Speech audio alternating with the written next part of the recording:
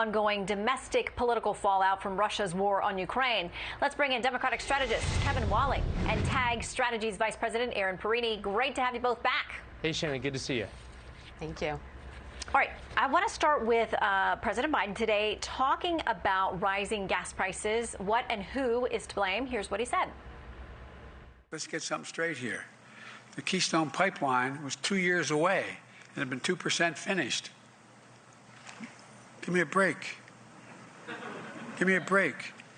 Headline fact checker in the New York Times. Republicans wrongly blame Biden for rising gas prices. And it goes on to explain why gas prices are so high. All right, Erin, there you have it. President Biden and the New York Times say not his fault. Well, I'll listen to a New York Times fact checker the same time I want a butcher to be my dog's veterinarian. They've been proven wrong time and again, and this is just another example of that. Listen, Joe Biden said the buck stops here at the presidency, and he wants to be held accountable. But when it comes to rising gas prices, he is not addressing at all the fact that his egregious spending has driven inflation, that we have slowed down energy production here in the United States, that the red tape and the bureaucracy for permitting has made it so difficult to be energy independent in the United States. For a president who said his own administration that was fait accompli for Nord Stream 2 to come online, for Russia to circumvent Ukraine and send energy to Germany, it's very funny that he says, oh, well, it was only 2% done. 2 years ago, 2 years from last time that Joe Biden said that it was almost done, what were we looking at? We could be looking at a nearly done Keystone XL pipeline now, a step closer to American energy independence. All right, now, Kevin, I want to ask you about something that I read, and I said, I've got to give Kevin a chance to defend himself and his fellow Democrats. This is in the Wall Street Journal. It's talking about, it's referring to the Q poll, the Quinnipiac poll, that talked about asking people, what would you do if America was in the same position as Ukrainians? The headline is, most Democrats said they would flee, not fight. It says, shockingly, more than half of Democrats, 52%, said they would cut and run if the U.S. homeland were invaded. What in the hell has happened to this country? One can hardly imagine Americans of yesteryear exhibiting such high levels of yellow bellyism. Where have all the Minutemen gone? The Molly Pitchers, the Audie Murphys, the Todd Beamers. Kevin.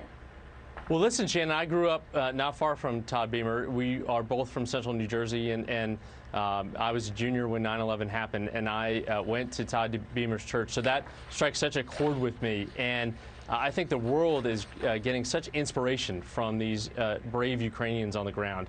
So those numbers are not just startling, they're horrible to me, horrifying to me, that Democrats would respond in that way. I'm here to fight. Thank God we don't have an incursion like we're seeing on the ground in Europe right now, because like Erin, I think we would defend every inch of our homeland. I think every patriotic Democrat would feel the same way about that as well. So I don't think that poll is necessarily reflective of true American patriotism, true American democratic patriotism, and the party I'm here to represent.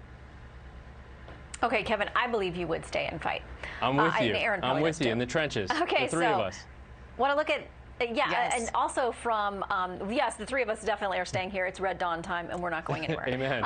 Okay, another from the Q poll also, how is the president handling inflation and rising costs, which gets to this whole gas situation too? 34% approve of how he's doing, 63% disapprove. Quick final word to you, Erin. Yeah, Joe Biden, again, has blamed everybody but himself. He's blamed Republicans. He's blamed coronavirus. He's blamed any number of things. But Democrats need to look at the fact that they have hindered energy independence, and they are continuing to make fun of the American people and say, oh, just buy an electric car. Our Democrat talking points now, just don't be poor, and that's how you're going to curtail rising gas prices? No, we need American energy independence. We have the ability to do it. We shouldn't be asking Venezuela. We should do it here in the United States. Joe Biden is accountable for this.